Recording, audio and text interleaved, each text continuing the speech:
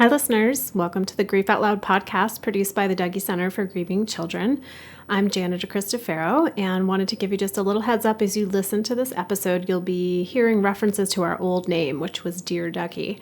So just so you don't get too confused, you're listening to the right podcast, and we look forward to bringing you even more great content under the Grief Out Loud name. Thanks for joining us.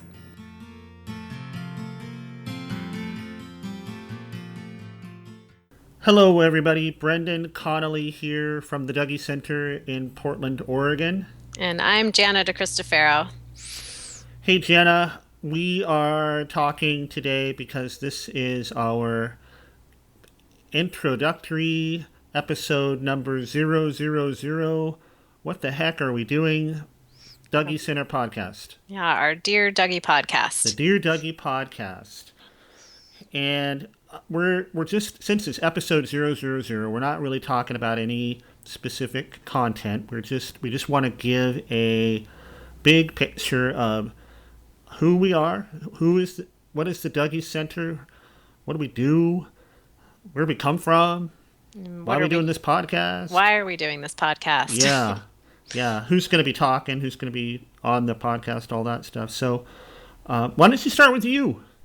Sure. So I'm Jana, and I have been with the Dougy Center for a little over 13 years now, and I run groups here for kids, teens, young adults, adults who have all experienced the death of a family member or a friend.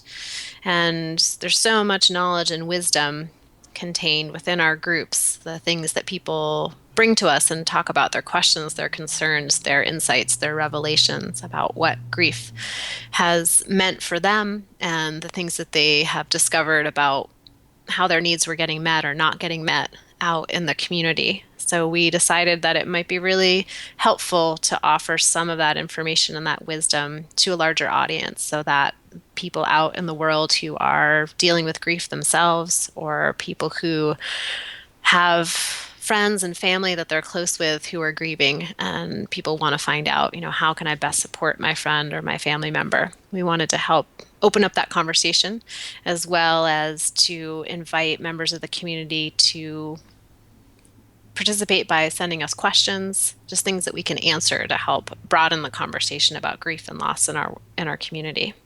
Yeah, we talk to, people here are in the Portland, Oregon physical community, but of course we talk to grief support programs across the country, and we do some training of grief support programs all over the world, and have been for years and decades, really. And we find that those conversations are so beneficial to both sides, to us and to them, and we feel like we can maybe help spread the love a little bit with the podcast, help people at the same time, and just share and teach a little bit of what we've learned here. And do what we can to participate in changing the conversation, the global and the national conversation about grief and loss. So often there is no conversation at all. So by just starting one, we're hoping to make the landscape more welcoming, friendly, and understanding of people who are grieving. Yep. And speaking of conversation, you introduced yourself, and I should do the same. I'm Brendon Connolly. I'm the Chief Operating Officer at the Dougy Center, and I've been hanging around here for a couple of years. I'm rounding up a little bit, but let's say a couple of years. It feels like a long time that you've been here. So I'm helping out with this podcast venture. And you won't always hear my voice or Jana's voice. We're going to have other people pitching in with this. We'll have guests that we invite to call in from, our circles of influence. And other staff members who have particular areas of expertise, particularly when we start looking at, people who are dealing with a death from suicide or murder, suicide, homicide. We have staff members who have years and years of experience and expertise in those realms. So we'll be inviting them on the show as well. We're going to try to keep these podcasts listenable for pretty much anybody hanging around your office or vacuuming your floor or whatever. Maybe 15 to 20 minutes per episode. We're going to release once a week. And we'll have a dedicated page on our website, which is dougy.org, dougy.org/podcast. That's where you'll find all of the episodes as they are released into the world. And we'll have show notes there as well. So if we talk about something on an episode, we'll make sure to put a link in the show notes so it makes it easy for you to find them. Jana, you want to talk a little bit about the Dougy Center, how we started? Yeah, I mean, I think the story of how the Dougy Center began says so much about our approach and our beliefs around supporting people who are grieving. And, we're called the Dougy Center in part because of a 13-year-old boy named Dougy Turno, who back in the early 80s was diagnosed with an inoperable brain tumor. And when he had this brain tumor, he ended up writing a letter to Elizabeth Kubler-Ross, who is one of the preeminent founding researchers in the field of death and dying. And he wrote a letter to her and asked her, why do children get cancer? And she wrote him back this letter that turned out to be quite long and beautifully illustrated, and it became a short book called A Letter to a Child with Cancer. So they developed a relationship, Dougy and Elizabeth, in communication. And when Dougy came to Portland, Oregon for some experimental treatment at Oregon Health Science University, Elizabeth contacted a friend of hers, a woman named Bev Chappell, and asked her if she would meet with Dougy and his family and help them get settled.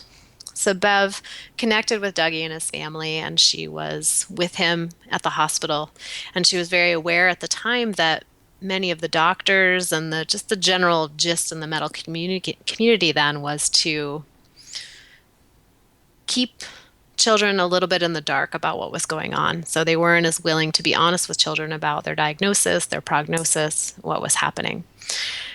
So Bev realized that at night when the doctors would leave and the parents would go back to their hotels or to their houses, that the kids themselves would start to talk to one another. And they'd ask each other questions like, hey, do you know you're dying? Because I'm pretty sure I'm dying, but I don't know if my parents know because they're not talking about it. They won't talk to me about it. And I don't really know what to do with that. And then time would move on, and Dougy would ask kids other kinds of questions like, do you think you'll live long enough to go to the prom? Have you had a chance to kiss anyone? Do you think you'll live long enough to do that?